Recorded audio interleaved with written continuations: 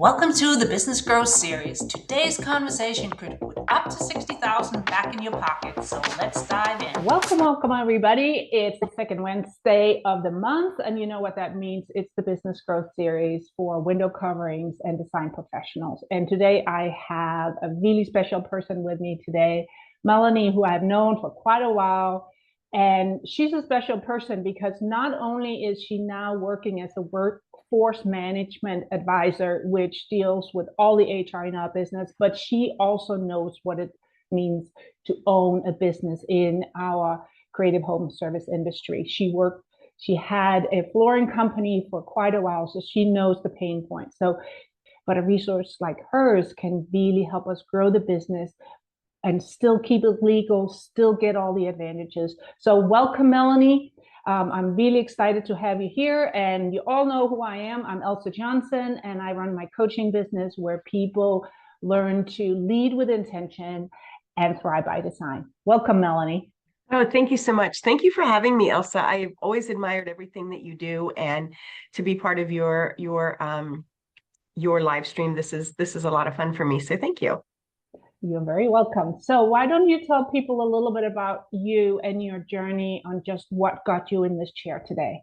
Okay, will do. So like you said, my husband and I, we owned a small chain of floor covering stores back east. We sold carpet, tile, hardwood. We thought about putting in window coverings, but that's a little too much measuring even for me. That's a tough job, and you've got to really have a good eye. So I admire that. We sold that so that he could try out for the Senior Pro Golf Tour. And so we moved out to Arizona, and he ended up not trying out for the tour. Lots of reasons I won't go into, but we ended up in the mortgage business for a little while. And then he said, I really miss being in business together. And I said, me too. And we knew we didn't want to do floor covering out here. We've already done that. And so he knew how much I love to read. And so we opened up a used bookstore in 2008 in Phoenix. And so it was great. We had a great time. But our one deal was we had agreed no employees, because what a battle it was to have employees in two different states, some 1099 contractors, some W-2 employees, and just trying to keep it all straight and all compliant. And this was back in the 90s. And so imagine doing that now. I knew we didn't want to have to do that. So we had volunteers at our bookstore, which really works out well. Well, fast forward, we realized after they invented the Kindle that nobody's buying books anymore. So one of us had to go back to work. He's quite a bit older than I am, and he's got his retirement. So he's staying and running the bookstore. We still have it. But I decided to go back to work, and I knew I wanted to work with business owners. And I knew the only part that I didn't like about owning my own business was the HR compliance and payroll part. So I'm like, there's got to be a way that I can help business owners with that. And so I got into this industry and realized there was even more than compliance that I didn't even know I was not up to compliance. And there's a lot to it, a lot more than I ever imagined. But there's also a lot of good things to it that business owners usually don't know about and don't take advantage of. And that's what I love to share is, yes, I'm going to tell you about all the things you need to be compliant, where to keep your I-9s and things like that, and help you get those systems working. But I really love helping business owners discover where there's real money hidden in their business that they're not aware of. So that's kind of where I get my kicks these days. I love that, right? Not what I really love about what you just shared. It's saying that, hey, I had my business. I saw where my biggest, challenge in my own business is, and that's what I want to focus on, helping other businesses. Because a lot of times people go the other way around. Oh, this is what I know to do really, really well. So I want to share that with businesses, right? But you went the total opposite direction and saying, I had a challenge with this. Everybody else must have the same kind of challenge. How can I actually do that?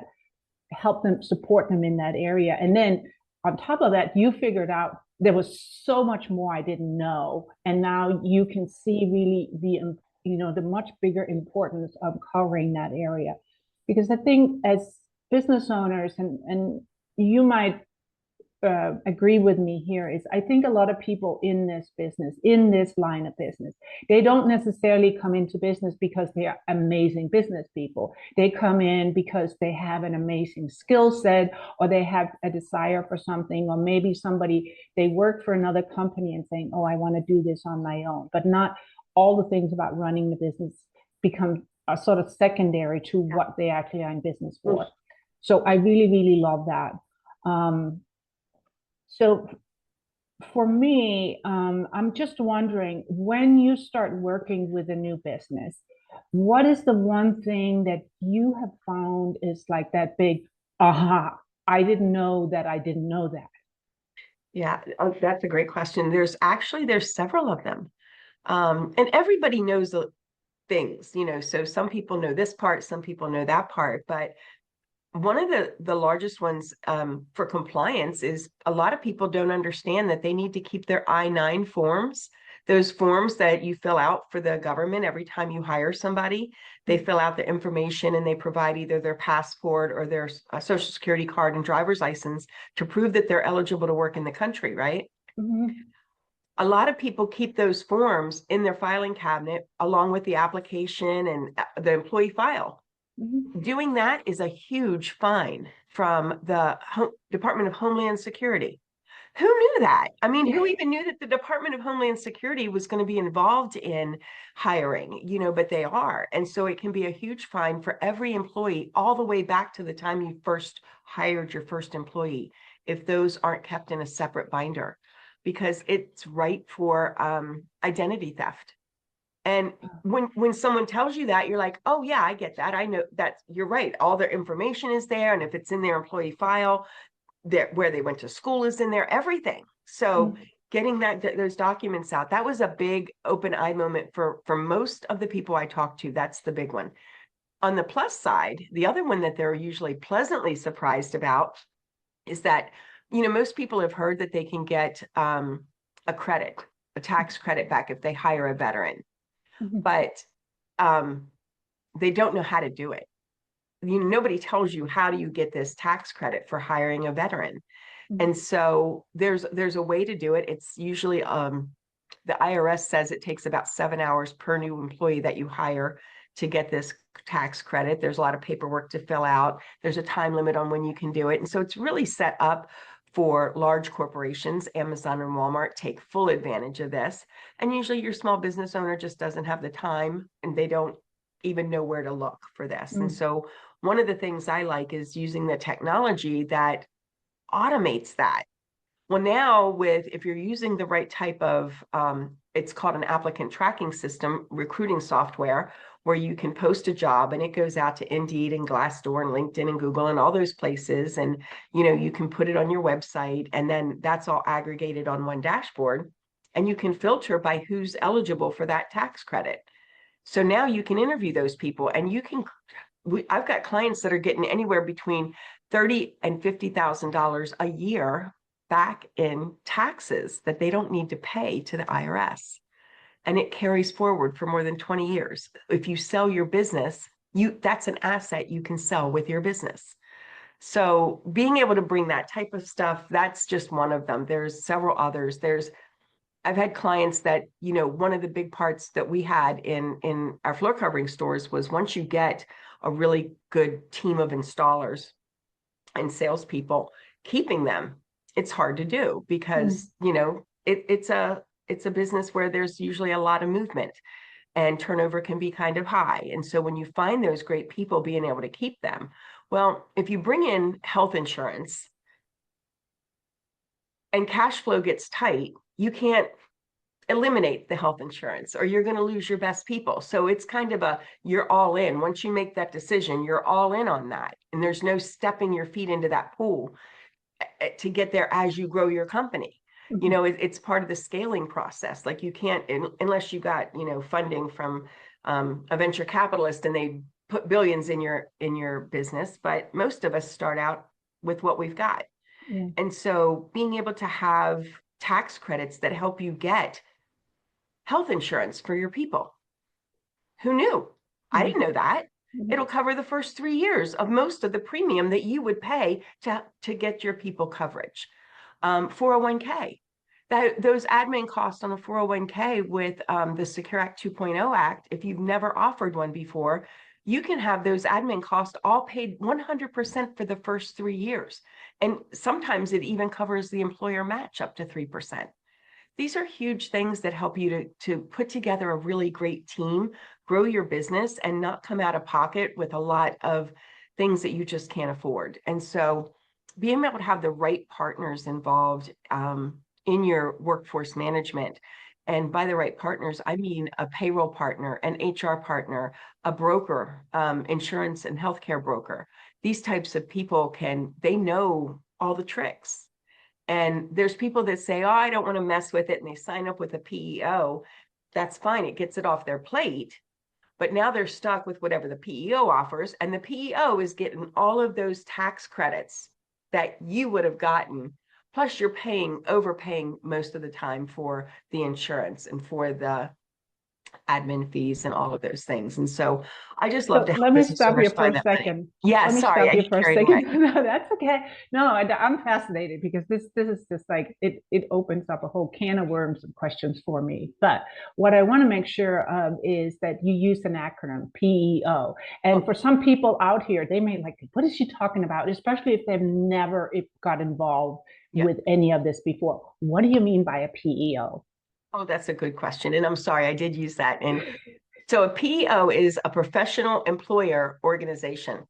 Okay. So these are people that you can go to, and they actually hire all of your people that you hired and put them under their federal employer identification number. So they're actually employers of record. So it's a co-employment. You can still hire and fire people that you want, but the PEO takes care of all the administrative.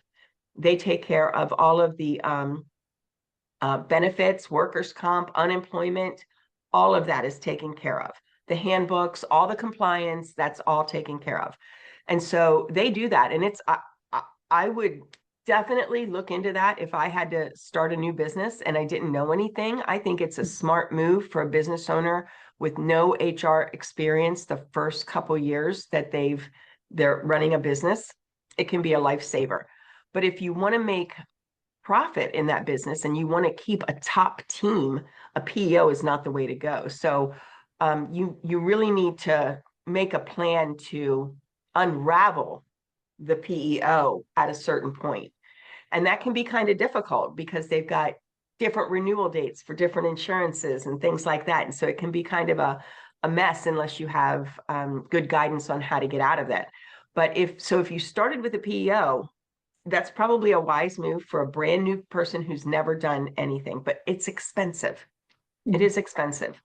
And it's usually not the best option. So once you're out of that point of getting started up, you got your feet under you now, you know what your business is doing. You can kind of see what the revenue looks like, what the expenses are looking like. Now you can start to adjust that P&L. And you can start to move some of the money over to the positive side and use your payroll system as a revenue generator instead of just an expense. And so that's kind of what I do. Oh, that is just fantastic. So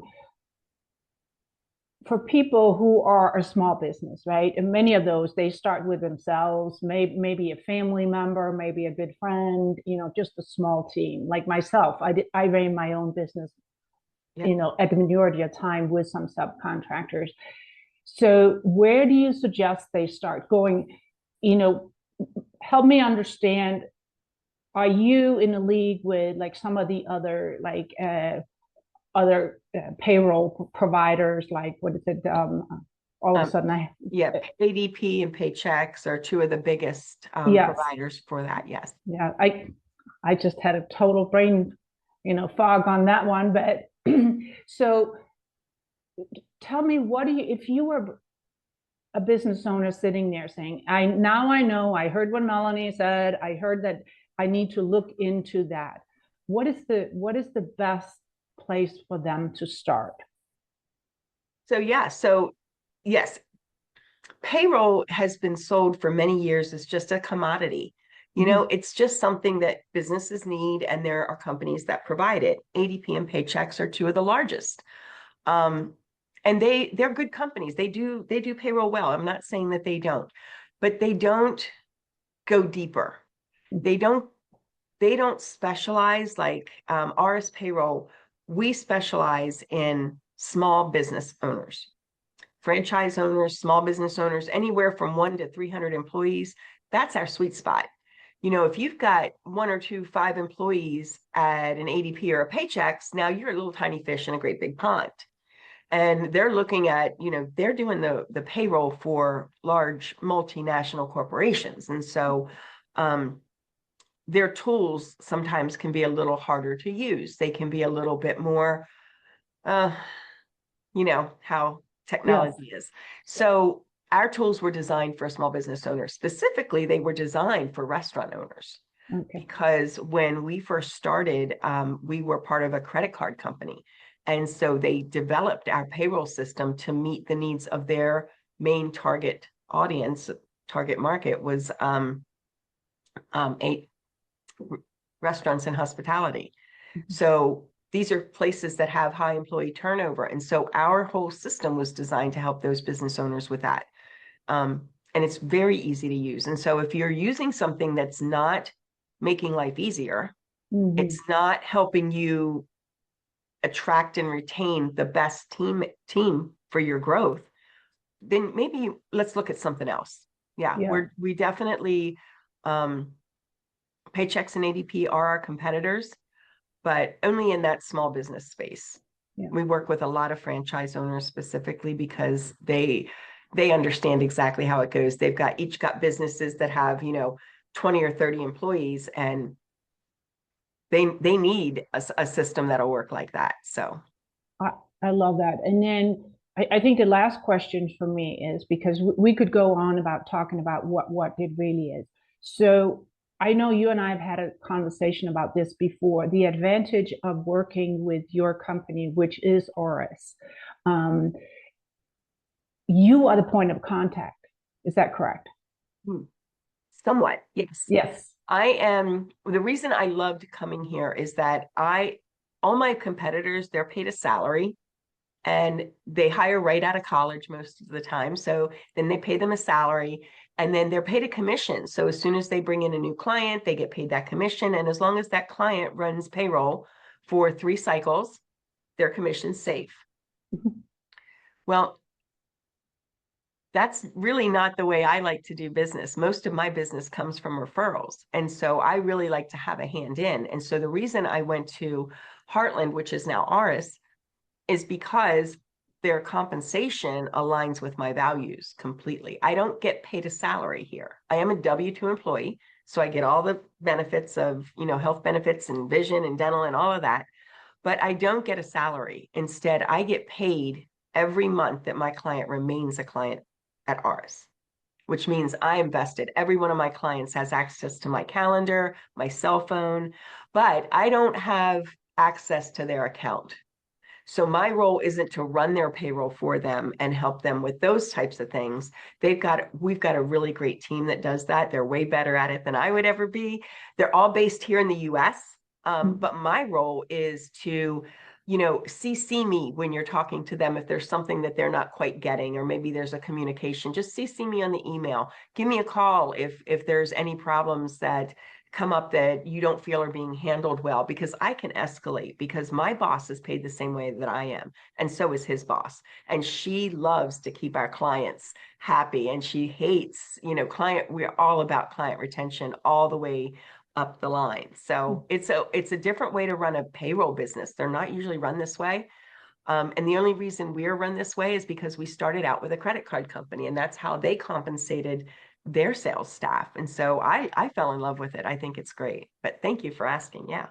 No, I think it's really an important differentiator, because it's like, as a business owner, you have the background. We talked about, you ran a flooring company. You knew how frustrating payroll could be. And we know the emotional part of your employees if there is anything messed up in theirs, right?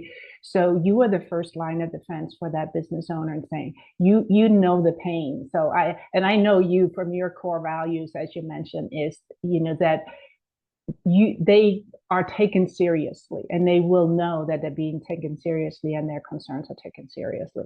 So it is always, as we grow our business, it's really, really important to find that right collaborator that can help take things off our plate and not add to our frustration.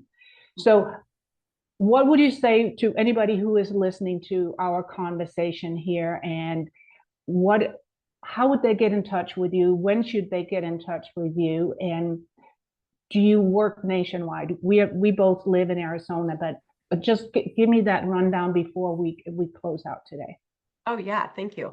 So yeah, they can definitely get in touch with me. You can share my contact information to anyone in your realm, and they can always reach me on LinkedIn. It's Melanie Butcher at RS Payroll, and I am happy to provide a free, complimentary. Let's just look over what you're doing now and where there might be some room for improvement. Feel free to invite your CPA to our meetings, invite your health insurance broker to our meetings. The more people that you can have collaborating, think of it as just a team of advisors working on your business. And I'm happy to take part in that. But yeah, definitely reach out. The whole thing would probably take maybe 30 to 40 minutes to figure out whether there's something that can be improved on. So 40 minutes to maybe put $50,000 or $60,000 to your bottom line every year. That's not a bad trade-off. No, it's not. Yeah.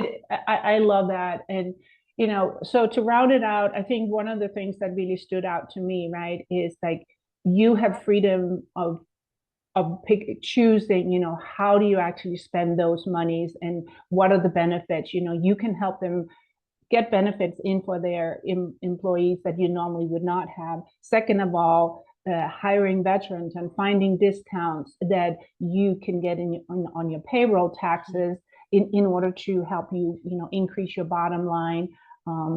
Things that we may or may not be aware of, or even if we're aware of it, the administration of that could just be way too big.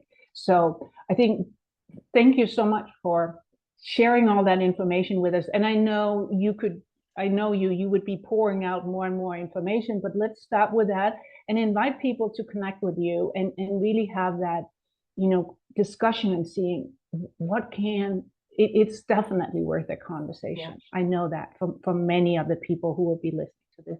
So thank you again, Melanie. Any last words before we end? Yes, and I want to thank you for that recap, because it brought to mind something I said that maybe wasn't clear, is that it's not just veterans. It's about 20% of the US workforce is eligible for that tax credit. So it's not just veterans. I just say that because many people have heard of that. And then the other question I didn't answer is, yes, we can go all over the US. I can help people in whatever state they're in. Except the state of insanity. I can't help those people. Well, anyway, we find ourselves in that state on occasion. Yes, so yes. Thank you so much again, we Melanie. need a little bit of coffee or wine for it. Yes. Hey, Elsa, thank you so much for your time and for having me on. I really appreciate you and all that you do. Thank you again.